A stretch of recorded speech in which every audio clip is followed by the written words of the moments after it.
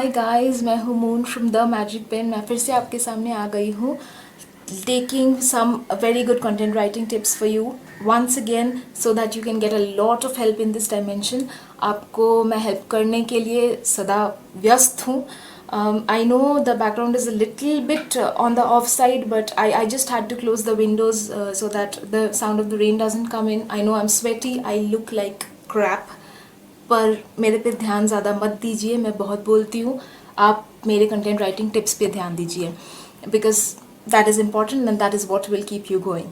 सो मैं बहुत सारे टिप्स पहले दे चुकी हूँ इंक्लूडिंग वन टॉपिक। मैं मुझे नहीं पता आप वो देखे होंगे कि नहीं, आप नहीं भी देखे होंगे तो I am just putting it down to my description box. I am putting the link down.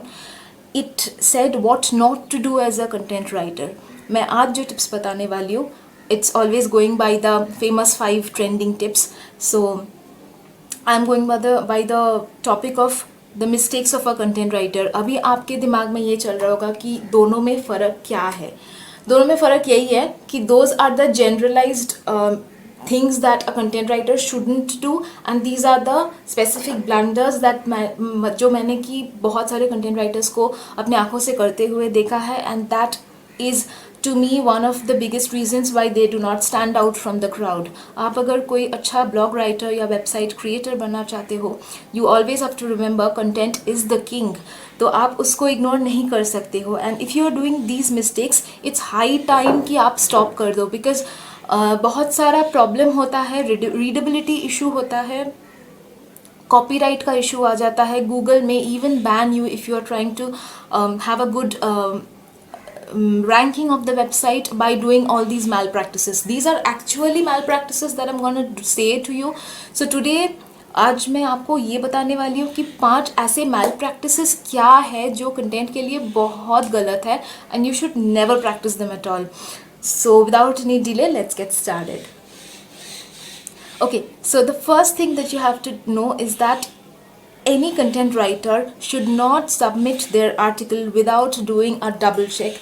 First mistake or malpractice is not doing a proper double check. मैंने अक्सर कंटेंट राइटर्स को ये करते हुए देखा है कि they start working on an article and by working and research I mean Google पे suppose tips of scuba diving for example, just hold it. आप सोच लीजिए कि टॉपिक है टिप्स ऑफ स्कूबा डाइविंग, तो उसने क्या करता है, लैपटॉप ओपन किया, गूगल में टिप्स ऑफ स्कूबा डाइविंग का सर्च कर लिया, फर्स्ट जो उसको वेबसाइट मिल गया वो उसी से सारा अपना research, so called research download किया, उसी को देख के रिफ्रेश करके रीराइट करके लिख दिया, ख़त्म। Now how do you know that the article is absolutely error free? There can be some mistakes, right? Even search engines do make mistakes of overlooking. So why not do a double check of facts and figures? जैसे कि आपको कोई technology based topic मिलता है या suppose आपको कोई phone का स्पेसिफिकेशंस लिखना होता है, तो what do you check out the fact and figures time and again to understand कि आप 13 मेगापिक्सल कैमरा की जगह 26 मेगापिक्सल ना लिख दो because that would be a blunder, that will be like miss informing the people, right? तो आप ये नहीं चाहोगे कि आपका ब्लॉग किसी को मिस इन्फॉर्म या मिसलीड कर रहा है।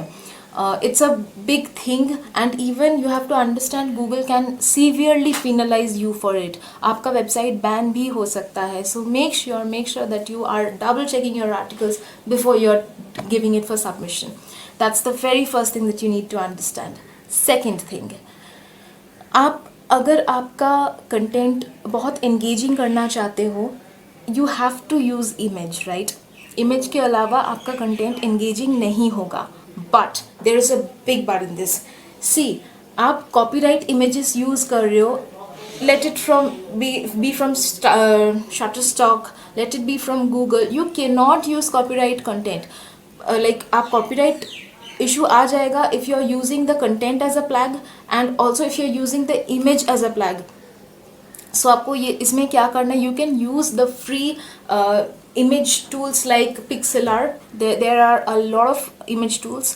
पिक्सेलर है, अनस्प्लैश है, कैनवा है, those produce a lot of images without copyright problem. So आप वहाँ से ले लो। अगर आपको वहाँ पे भी नहीं मिल रहा है तो what you do, go to Google, go for the settings option or the tools option, you go there, you can check out वहाँ पे जाके लेबल्ड फॉर रीयूज बोल के जो इमेज में ऑप्शन रहता है, you use that, click on that and then जो आपको ऑप्शंस मिलता है आप उसमें से चूज़ करके डालो। It is labelled for reuse, मतलब आप उस वो अगर डालोगे आपके कंटेंट में तो उसमें कॉपीराइट नहीं आएगा। That is a good thing, right? You can do that. This is an easy step and ये बहुत सारे कंटेंट राइटर्स को ये पता भी नहीं होता कि this is a malpractice, but this actually is, and it is high time that you stopped using those type of pictorials which look very amazing but they have a copyright issue. आप खामखा तो आपका website लेके आप छेड़खानी नहीं करना चाहोगे, so that's a good way out. Third thing, I won't say this is a malpractice, rather this is a mistake, किसी को पता नहीं भी हो सकता है, not to use catchy lines. You need to use catchy lines whenever you are doing content. आप content create कर रहे हो ताकि लोग पढ़ें, ना कि लोग बोर होके वापस चले जाएं. So whenever you are writing, make sure that आपका जो writing tone है that becomes very cheerful, that becomes very catchy. But I'll come to the next point. लोग इसमें भी थोड़ा कैची करने के चक्कर में थोड़ा और मिस्टेक कर लेते हैं, वो मैं आपको नेक्स्ट पॉइंट में बताने वाली हूँ. But make sure that you as a reader have to read your own writing and judge whether it's readable or not. आपको खुद जज बनना पड़ेगा अपने राइटिंग का. या फिर आप ये भी कर सकते हो, आपके आसपास कोई रीडर्स हो तो आप उनको एक बार पढ़ा लो, आप देख लो कि उनका रिएक्शन क्या होता है. Take honest feedback, understand where the problem is. Engaging करने के लिए आपको और क्या क्या करना चाहिए. I will also give you some tips later on. Famous 5 trending tips में भी आने वाला है, सो I'll give you the context later, so you can check out my next videos. I'll give it in there.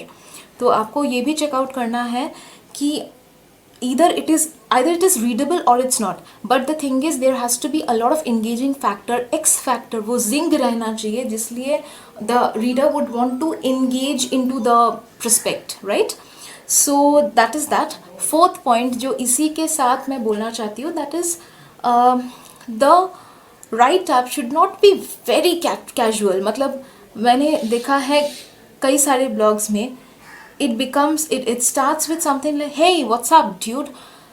इतना excitement का ज़रूरत नहीं है I guess, because you're writing something which contains a lot of facts and figures, so people would not like to start it with something like hey dude what's up. मतलब overly excited होने की ज़रूरत नहीं है. Try to have a casual note but not overly casual. Over the top कोई भी चीज़ अच्छी नहीं है आपके वेबसाइट के लिए, आपके ब्लॉग के लिए. तो it's important that you do not do this mistake. You can start with this is a shout out to you all, or hello peeps, hello friends. You can start with that, but don't make it look like you are being an anchor in a entertaining show, right? So that's the fourth point.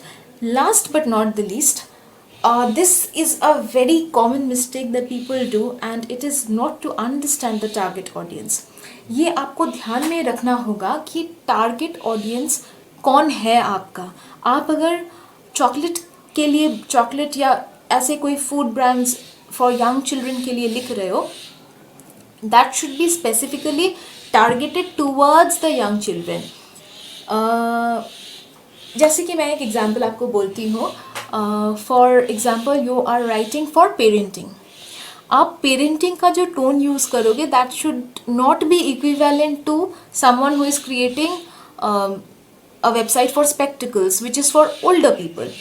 सो आपको tone ऐसे करके समझना पड़ेगा कि आपका target audience कौन है. Target audience होगा आपका न्यू बी मॉम्स या who are going to be moms, who will be new in the style of parenting. तो आपको ये समझना पड़ेगा कि उनको कौन सा टोन अच्छा लगने वाला है.